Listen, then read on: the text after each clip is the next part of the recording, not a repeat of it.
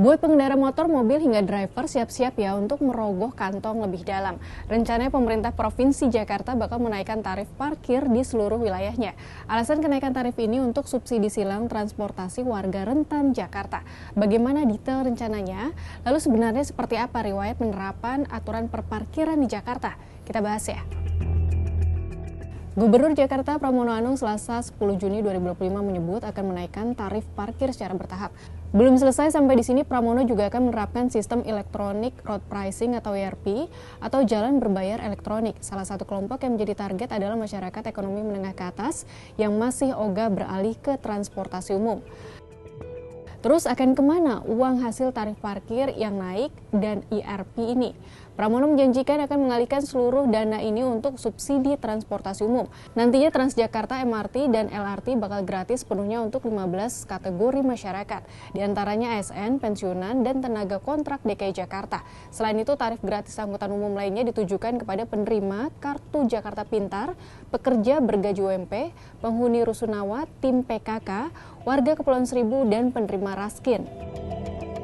Saat rencana kenaikan tarif parkir ini masih menuai pro kontra, sebenarnya bagaimana pengaturan dan nilai tarif parkir yang berlaku belakangan di Jakarta.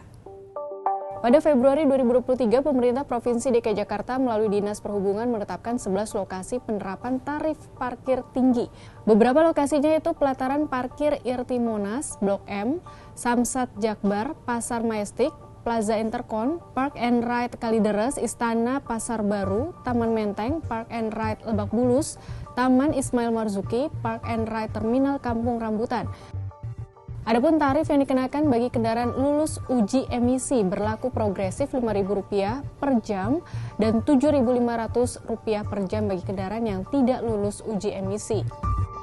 Mengulik lebih jauh lagi soal perparkiran Jakarta, sebenarnya hal ini sudah diatur dalam Perda DKI Jakarta nomor 1 tahun 2024. Pada peraturan ini jenis pungutan pada parkir ada dua, yakni pajak parkir dan retribusi parkir. Berdasarkan pasal 1 ayat 35 Perda DKI Jakarta nomor 1 tahun 2024, jasa parkir yang digolongkan dalam pajak barang dan jasa tertentu atau PBJT. Atas jasa parkir adalah pajak atas jasa penyediaan atau penyelenggaraan tempat parkir di luar badan jalan dan atau pelayanan memarkirkan kendaraan untuk ditempatkan di area parkir, baik yang disediakan berkaitan dengan pokok usaha maupun yang disediakan sebagai suatu usaha. Jadi tempat parkir yang dikenakan PBJT jasa parkir diantaranya ialah pelataran parkir, gedung parkir, penitipan kendaraan bermotor, dan juga garasi kendaraan yang melakukan pungutan pembayaran atau tempat usaha yang berkaitan dengan pokok usaha. Nah, dalam pasal 53 disebut juga jika besar tarif pajak jasa parkir di Jakarta sebesar 10% dari dasar pengenaan PBJT jasa parkir.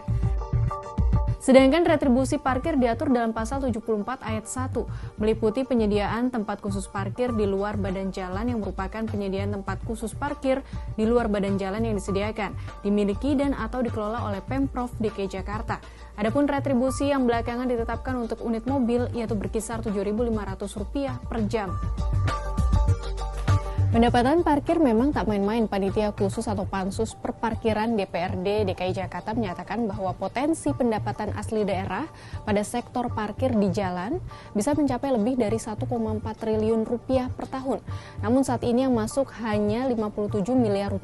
Sahabat Kompas, kita lihat deh realisasi kenaikan tarif parkir Jakarta yang katanya akan bisa menyubsidi transportasi umum bagi 15 golongan warga. Semakin membuat warga Jakarta beralih ke transportasi umum atau sebaliknya. Meski parkir mahal, kenyamanan kendaraan pribadi yang utama.